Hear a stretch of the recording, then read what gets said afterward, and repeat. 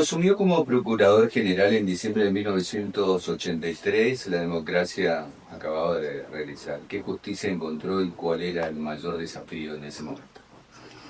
Bueno, seguramente no era la justicia que hoy tenemos, ¿verdad? La tecnología y el trabajo de los distintos superiores tribunales. Cuando me refiero a distintos, me refiero a las integraciones que pasaron, eh, hicieron que hoy la justicia eh, sea otra, ¿verdad? Con cambios profundos, la mediación, promovida por la doctora María Luisa Lucas, en su momento introdujo cambios tremendos en la justicia.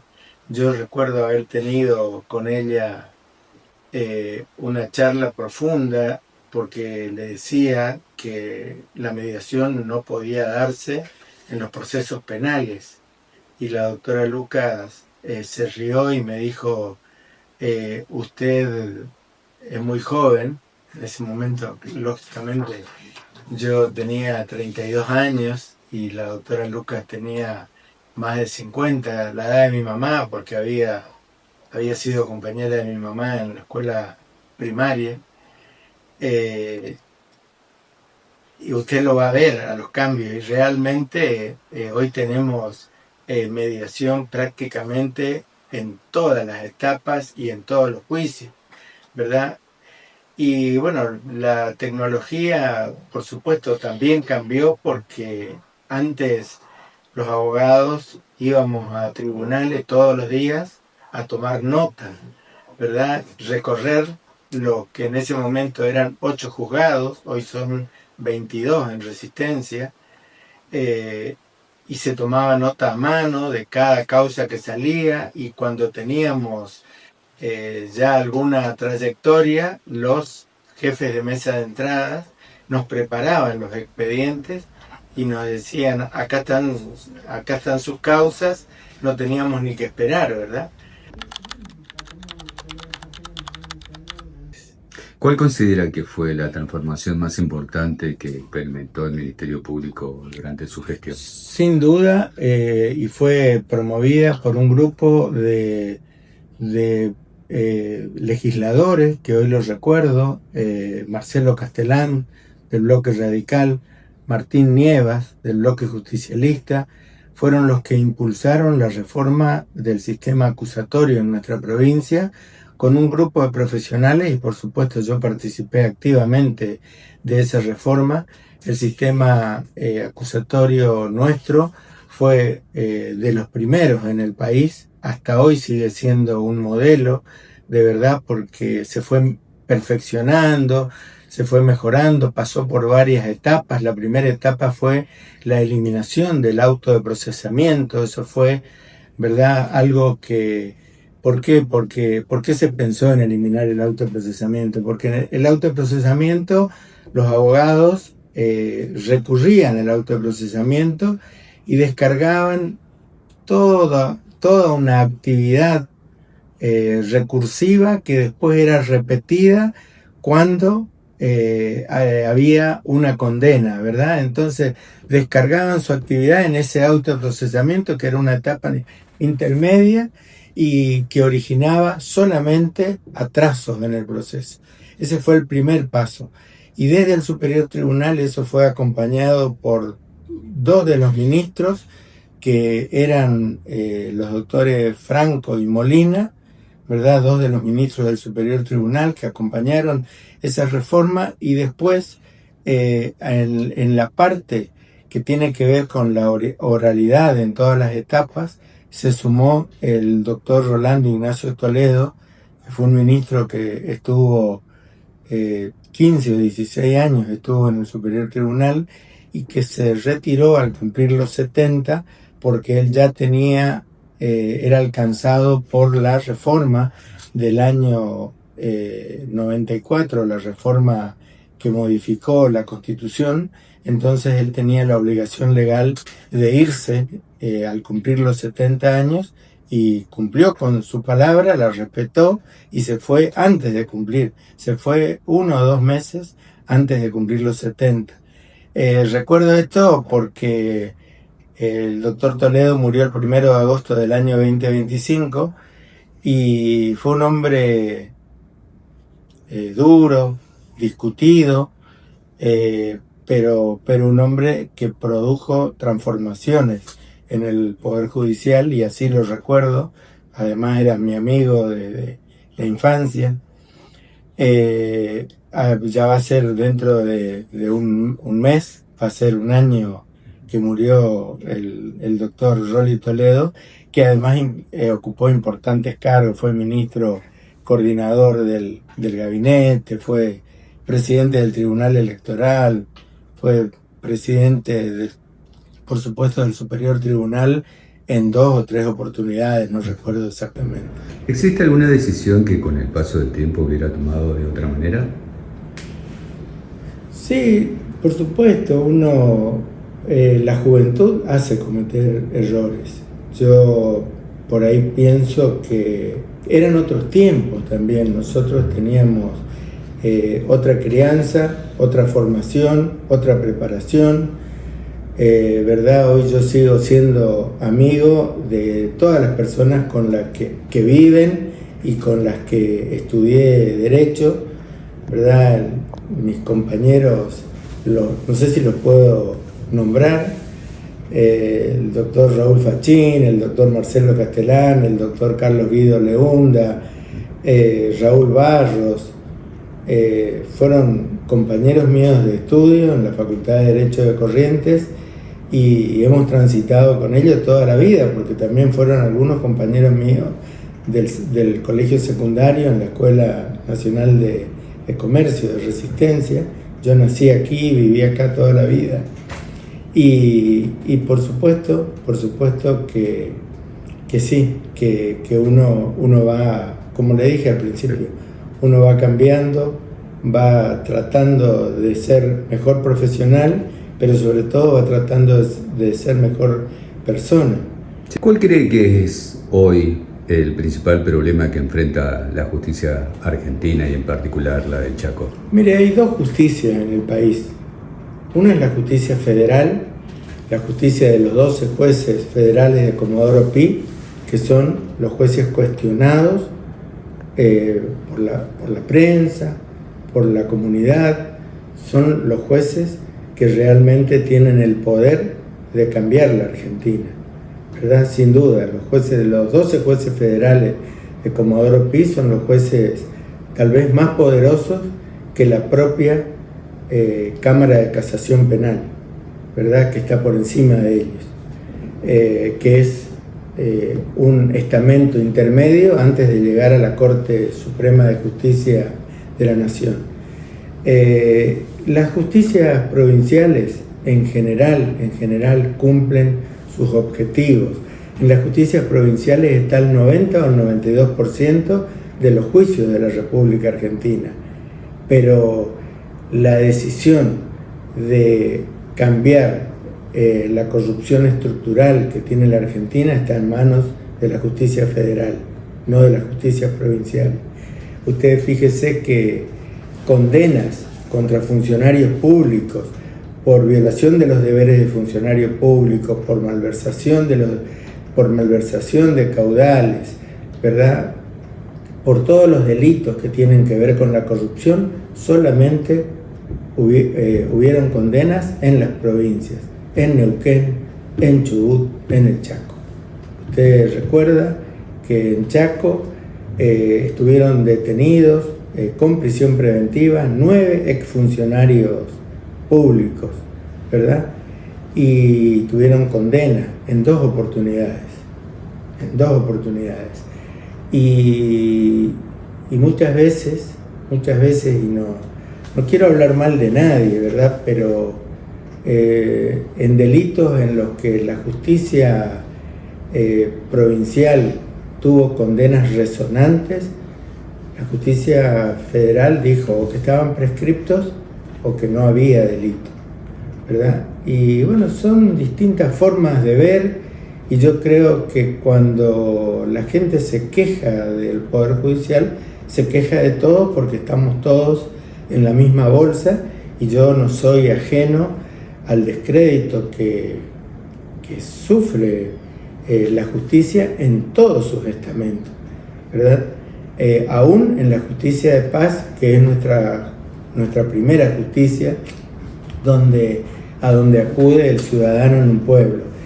Este tema lo tratamos con mucha profundidad en el Consejo de Procuradores y Fiscales Generales, ¿verdad? Es un tema que nos preocupa y nos ocupa. Yo estoy transitando mi tercera presidencia como en el Consejo de Procuradores y Fiscales Generales, que nos nuclea a los fiscales generales de todo el país, ¿verdad? Yo fui presidente en el año 2000-2002 y este es mi tercer mandato. Fui presidente en el 2023-2025 y ahora tengo mandato de 2 años, desde diciembre del 2025 a diciembre del 2027. Bien, la ciudadanía suele percibir que la justicia llega tarde. ¿Comparte ese diagnóstico? Sí, yo muchas veces tengo que tener a veces discusiones fuertes con algunos colegas, con algunos fiscales, ¿verdad? Fiscales, me refiero a los fiscales inferiores, fiscales de investigación, porque yo siempre digo que cuando uno no tiene la vocación o no tiene las ganas de estar acá 8, 9, 10 horas diarias, hay que irse a la casa. Y si uno no está conforme con lo que le pagan, porque hemos pasado épocas muy duras, hemos pasado épocas de ganar a plata de hoy $1000, ¿verdad? Que es un sueldo que hoy percibe un ingresante en la justicia federal, cobra $1000, ¿verdad? La persona que ingresa. Y bueno, pero cada uno decide cómo seguir, ¿verdad? Porque hay momentos malos, hay momentos buenos, pero si no hay vocación, si no hay ganas, hay que irse, hay que buscar otro lugar. Todas las mañanas cuando yo ingreso, me hago una lista de 9 o 10 cosas a resolver durante el día y lo que va surgiendo, pero hago una agenda de 9 o 10 puntos y hasta que no lo termine no dejo las cosas, no dejo para mañana, trato de hacerlo. Cuando atiendo a alguien, cuando atiendo a cualquier persona, la atiendo y me ocupo de solucionar.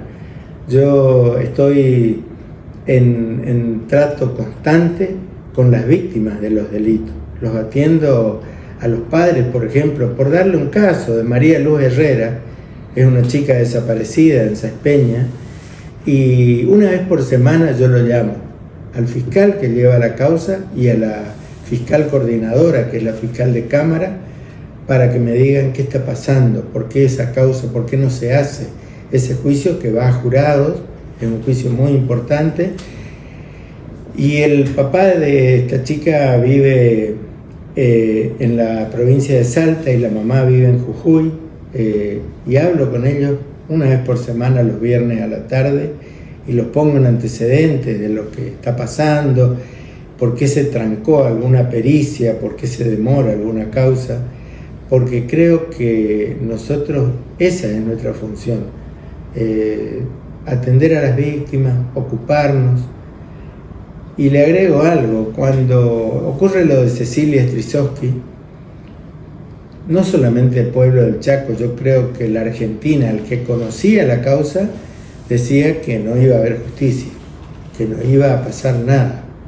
Lo escuché en todos los medios, lo escuché en los medios, lo leí en los medios escritos, ¿verdad? Es que no iba a haber justicia, no iba a pasar nada, porque los imputados eran personas influyentes, y claro que lo eran muy influyentes en la política y hasta en la actividad económica de la provincia del Chaco, y durante mucho tiempo eran los dueños de la provincia, ¿verdad? Y sin embargo, la justicia chaqueña una vez más estuvo a la altura de las circunstancias.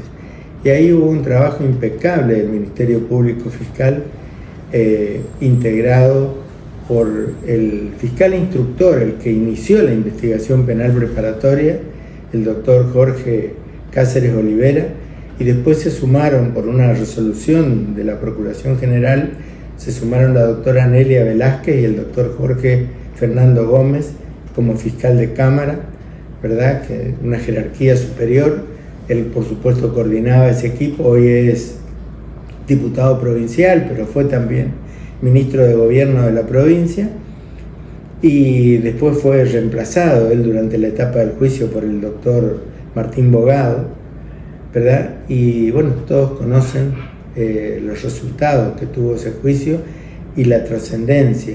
Cuando hicimos la conferencia de prensa con el doctor Fontaine, el procurador adjunto, yo dije que el caso Cecilia iba a ser un antes y un después en la justicia chaqueña. Muchos de ustedes, de los periodistas, estaban presentes, había mucha gente ese día en el Centro de Estudios Judiciales, y yo estaba convencido de que este juicio, de que iba a haber un requerimiento formal para que esta causa vaya a juicio por jurado, y de que iba a haber una condena. No sabía, por supuesto, imposible 2 años y medio antes de que eso ocurra, decir cuál iba a ser la condena, ¿verdad? O predecir cuál iba a ser la condena, pero bueno, yo creo que los resultados están a la vista. ¿Qué enseñanza dejaron esos casos para la nueva generación de fiscales? Bueno, usted sabe que nosotros tenemos hoy muy poca gente ya de la vieja guardia, muy poca gente, porque somos 9 solamente los que nos podemos quedar en los cargos, ¿verdad? Que somos inamovibles en los cargos, salvo juicio político, ¿verdad? Que nos pueden remover por mal desempeño. Somos 9 en la provincia. No sé si hoy quedamos los 9, creo que 8 nomás, que estamos amparados por la cláusula constitucional que nos permite seguir en el cargo hasta que decidamos irnos, ¿verdad? Un juez de Charata, una juez de la Cámara de Apelaciones, un ministro del Superior Tribunal. Y la mayoría de los fiscales hoy son jóvenes. Nosotros tenemos, tanto en el interior, ¿verdad? El día viernes juró fiscal de Charata con menos de 40 años, 37, 38 años, que era ayudante fiscal, juró como fiscal, ¿verdad? Y una secretaria de un equipo fiscal de Castelli, que también debe tener, Amelia Lescano, debe tener 40 años, 41, no más de eso.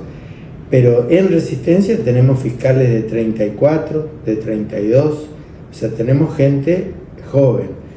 En estos tiempos donde todo es más difícil, porque hoy para cada cargo se presentan 20, ¿verdad? En nuestra época no se conseguían candidatos para ser jueces de instrucción, secretarios de instrucción, fiscales o defensores. De verdad, había que buscarlos para conseguir un funcionario de esa entidad. Hoy, por cada concurso compiten 10, 15, 20 personas, y así para todos los cargos, aún para ministro del Superior Tribunal. Ustedes vivieron el proceso de selección cuando asumió el cargo el doctor Varela, el último ministro que ingresó, ¿verdad? Toda la gente que se presentó, más de 10 candidatos para un cargo de cabeza de poder. Y Chaco es la única provincia, resalto siempre eso, donde se rinde para ser juez, para ser fiscal, defensor, asesor, para ser ministro del Superior, para ser procurador general, para ser adjunto, para ser defensor adjunto. La única provincia donde se rinde para los cargos cabeza de poder. O sea, yo soy el titular del Ministerio Público Fiscal. Cuando yo me vaya, el que venga tiene que rendir y competir con un montón de gente y dar una explicación a la sociedad de por qué quiere ser y pasar todos sus filtros, ¿no? ¿Qué mensaje le daría a los jóvenes abogados que sueñan con ingresar al Ministerio Público?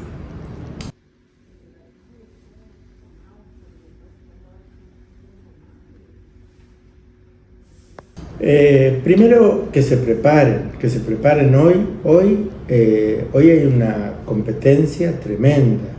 Hoy hay que estar actualizado, pero actualizado no solamente en derecho penal, hoy hay que estar actualizado en todas las ramas del derecho. Y le doy una nota de color, ¿verdad?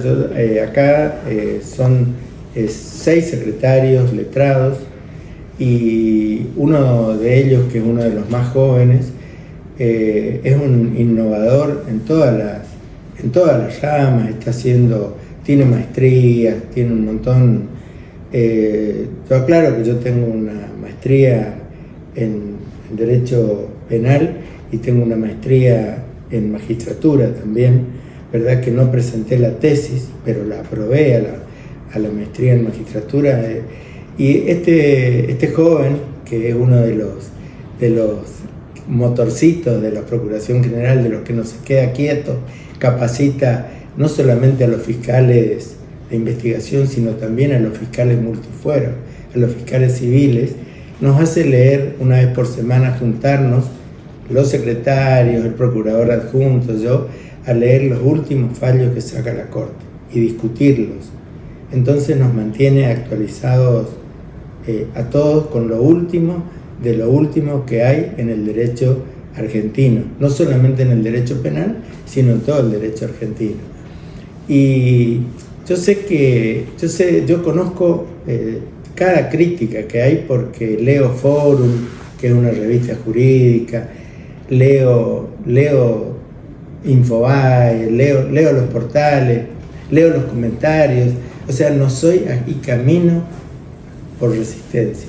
Tengo el orgullo de decir que yo no tengo custodia, no ando en auto con vidrio polarizado, camino en la Plaza 12 de Octubre 2 veces por semana, en la Plaza 9 de Julio 2 veces por semana, y a veces los domingos camino desde la entrada de Tirol hasta el Río Negro, voy y vuelvo, 6 kilómetros 200, que lo hago casi con regularidad sábado y domingo.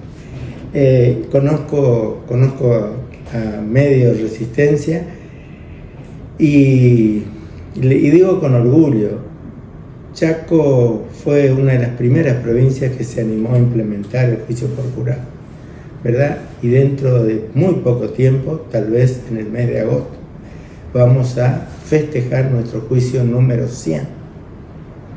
Y ustedes saben que tenemos más del 90% de condenas. Quiere decir que el juicio por jurado funciona, que el pueblo, la ciudadanía del Chaco está preparada para intervenir en juicios por jurado, y hemos tenido casos resonantes, ¿verdad? Que la gente pensó que no iba a haber justicia, y hubo justicia gracias al requerimiento del Ministerio Público Fiscal, a la intervención precisa y de nivel de excelencia de los jueces que dirigen el proceso, que son jueces de cámara por sorteo al que le toca intervenir, ¿verdad? Siempre se trata de ir respetando el orden para que no sean los mismos, ¿verdad? Y a la ciudadanía del Chaco, que se puso al hombro la tarea de juzgar sin conocer derecho. Eso hay que destacarlo. Es importantísimo. La causa de Strisovsky fue condenada por la ciudadanía del Chaco. ¿Cómo preguntar si dentro de 20 años alguien escribiera un libro sobre la justicia chaqueña, desde el regreso de la democracia? ¿Qué cree que debería decir sobre Jorge Canteros? Bueno, yo creo que Jorge Canteros lógicamente no pasó desapercibido por la justicia del Chaco. Hubiera pasado desapercibido si me hubiera quedado quejándome del sistema inquisitivo mixto con el que me encontré en el año 84, cuando arrancó la actividad que yo juré el 23 de diciembre del 83, empezamos a trabajar en enero del 84, no hubo feria ese año, nos quedamos en enero a trabajar con la doctora Carrió, que era mi secretaria, la doctora Lilita Carrió, que fue mi secretaria 8 años, y me enseñó mucho, hablé mucho. Lilita tiene 4 o 5 años menos que yo, trabajé mucho con ella, aprendí mucho,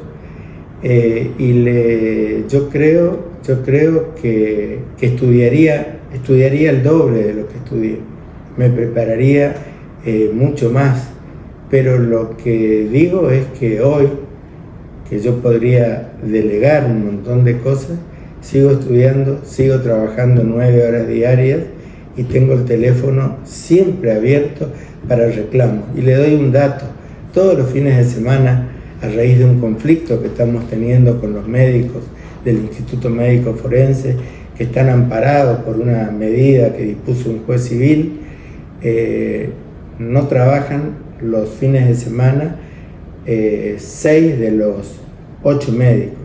Entonces queda la directora del Instituto Médico, la doctora Lamparelli, y dos médicos que no están incluidos en ese amparo, haciendo todo lo que es la revisión de un cadáver, autopsias, todo lo que pasa, y todos los fines de semana los ministros del Superior Tribunal que reciben las quejas, y yo, que mi teléfono lo tiene todo el mundo, nos ocupamos de activar las autopsias y entregar los cadáveres a las familias para los fines póstumos. Yo creo que hay que decirle a los jóvenes que hay que trabajar con convicción, con ganas de superarse, ¿verdad? Y que el día que no tengan esas ganas hay que irse y dedicarse a otra cosa.